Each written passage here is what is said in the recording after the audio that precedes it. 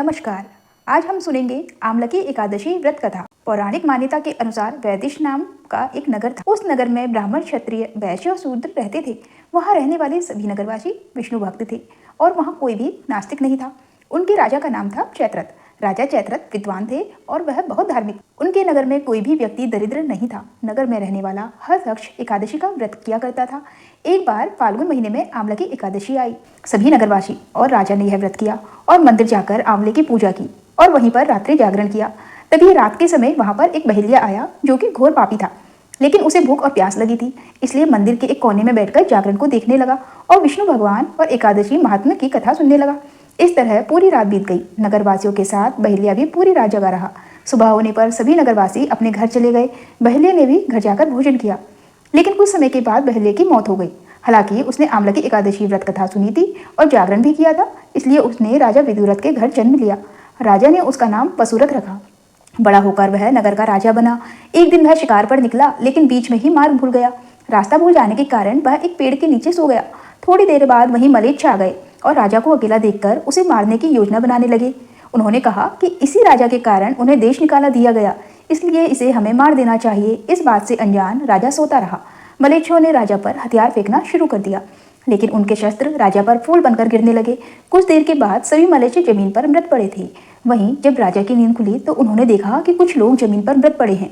राजा समझ गया कि वह सभी उसे मारने के लिए आए थे, लेकिन किसी ने उन्हें ही मौत की नींद सुला दी। यह देखकर राजा ने कहा कि जंगल में ऐसा कौन है जिसने उसकी जान बचाई है। तभी आकाशवाणी हुई कि हे राजन, भगवान विष्णु ने तुम्हारी जान बचाई है। तुमने पिछले जन्म में आमलकी एकादशी व्रत कथा सुनी थी और उसी का फल है कि आज तुम शत्रुओं से घिरे होने के बावजूद जीवित हो। राजा अपने नगर लौटा और सुखी पूर्वक राज करने लगा और धर्म के कार्य करने लगा। ये थी आमलकी एकादशी व्रत कथा। अब जानते हैं आमलकी एकादशी व्रत पर क्या ना करें। इस दिन लहसुन, प्याज, मसूर की दाल, गाजर, शलजम, गोभी, पालक, मांस, मदिरा आदि का सेवन ना करें।